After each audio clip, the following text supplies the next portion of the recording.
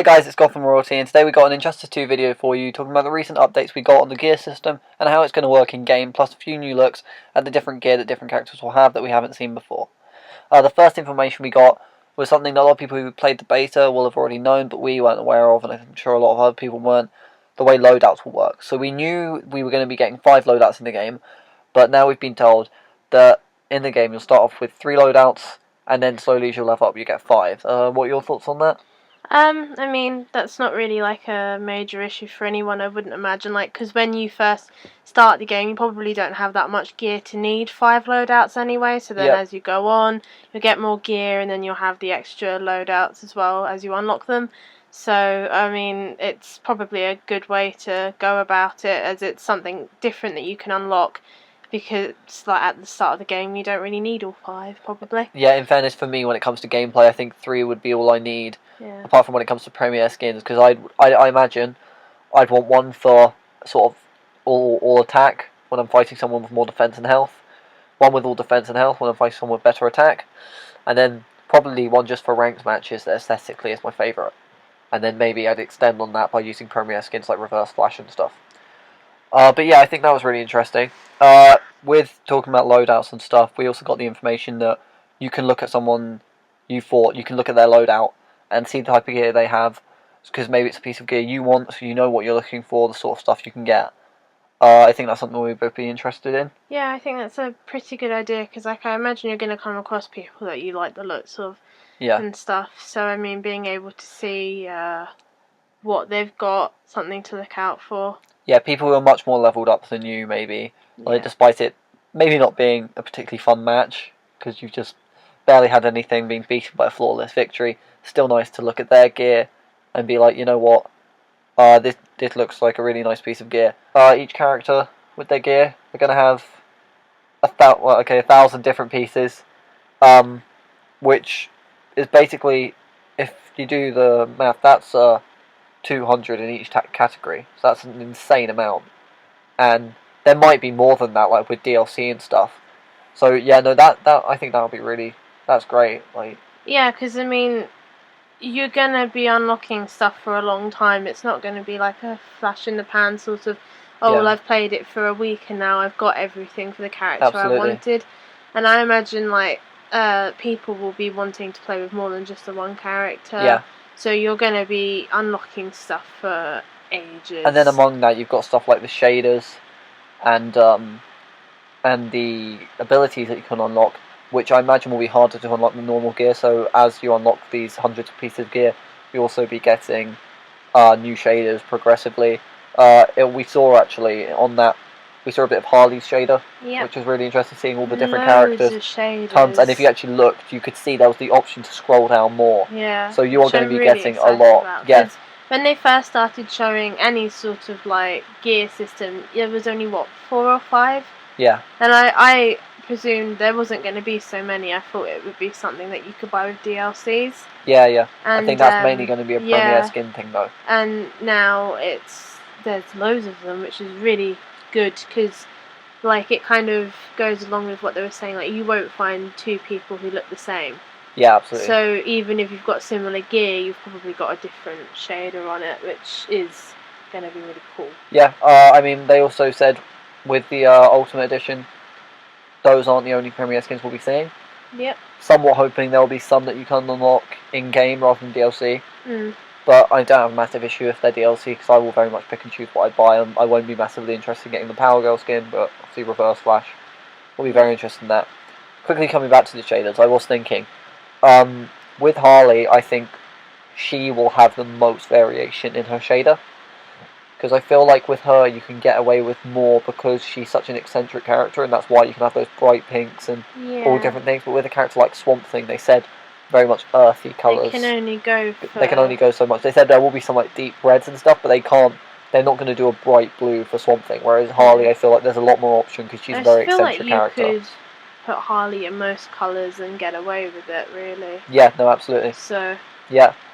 Moving on, they also talked about gear and sort of the different pieces of gear we've seen. So we've seen stuff like sort of a Batman helmet with kind of an animated series look, just in a Red Sun Superman logo. They said there will be more gear that references sort of different generations of the characters, and whether this means like sort of the movies or the comics, I think it'll be a mixture. There's actually a Superman logo that I think a lot of people saw in the basic gameplay that looked very much like Man of Steel. Yep. But that should be interesting. I know you being a fan of the Suicide Squad version of Harley. Yeah. It'd be interesting if I'd they love did to some of that. see some of that in there. Yeah, that'd be interesting. Maybe sort of, that top, maybe the jacket she Yeah. has. It'd be interesting to see. Even the bat. Yeah, no, absolutely. Yeah, and they've also said, like they did with MKX a bit, and a lot of games do nowadays. We might see some seasonal events. So sort of, Christmas, Halloween sort of stuff. I know you were really hoping for a Harley Valentine's. I imagine you could get so many different things for Yeah. that. And like, I suppose like different characters you could get more for different I imagine if they holidays. did do that for Valentine's, just bright red skin shader for everyone. Just maybe doubt this would happen, but it'd be a bit of fun. Love heart Batman symbol. Yeah. But I reckon it'll be Halloween will be the big one. Oh yeah, definitely. With characters like these, with a game like this, Halloween will be, if they're going to do seasonal stuff, that'll be the really big one. And they said they might do some stuff linking with the comics, which would be interesting. Maybe when Justice League comes out, the movie, we might get some stuff to do with that, which would be interesting. Maybe some movie skins. But yeah, I mean, all the stuff we found out has been really interesting. We just got told, so gear, you'll get gear in different sort of different pieces of gear that match up, and will create sets of gear. And once you have that set of gear and you assemble it, you'll get a gear bonus. Hinted, but he didn't explicitly say about the bonus. He said he wasn't allowed to say at first. Yeah, but then he then he kind of confirmed it later on. We don't know what those bonuses will be, whether it will be, because I know a lot of people's concerns were, what if you get like with Batman, for example, if you were looking for like a Batman Beyond gear, you got the head when you were at level 1. But then you finally complete it at like level 20, then what is this? So maybe the bonus will be it equals all the gear out. Yeah. And that actually links to our next thing, re-rolling. So when you get a piece of gear that you really like aesthetically, but you're not happy with the stats, you can re-roll using this mother box system. Now if you look at that, when we saw the clip, it was, you had bronze, silver, gold, platinum I believe, and then diamond. To me, that seems like it means how much you level it up. So if you go platinum, that's leveling it up to like legendary stats, and it's that sort of thing. But I think that's going to be really useful. I think you'll quite like that. I think me and you will both be fans of that. Because I mean, if there's a piece of gear that like coming back to like you can see different people's loadouts. So there's a piece of gear you've seen and you've been waiting for. Yeah. Then you finally get it, and actually the stats aren't that good. Then it will be good to, like, if it's something that you really like and you think you're going to dress your character in, then to be able to just get the stats up completely, I imagine would be very This game very much seems like a game where you really need to analyse the type of player you are, and that's how you equip your sort of gear. There's another interesting thing, so with their matchmaking online matches, they gave the example, what if you have played this game a lot later than people you usually play with? Matchmaking will make so it's not unfair. You are matched up with people who are a similar ability to you, and if you are worried about people having much better gear than you, you can go to ranked matches in which the gear is purely aesthetic, and we've talked about this before. The gear is purely aesthetic, and you don't get any of the boosts, which is interesting. I think that's good, because especially like with the matchmaking, it's good because some people just won't get as much time, like they won't have the time to put like into the game as other people. Say someone who's got a job or something may not be able to have as much time to play it, so at least they won't be like constantly being beaten because they're being put in to matches with people who can spend all day with it. And with the ranked matches, I feel like I'll play that a lot, because although I like the idea of the stats like for the gear, I also am excited just to make my characters look like how I want to make them look. So at least if something that I really like hasn't got amazing stats, I can just go into a ranked match and just, oh well, I like it, and it's not going to have an impact. But once again, that's where re-rolling might come into play as well. True. It's something you like aesthetically but doesn't have the stats you want.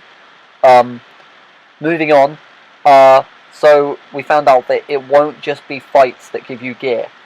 We're going to have these things called chests, which you can buy with the currency you earn in this game from just doing normal fights.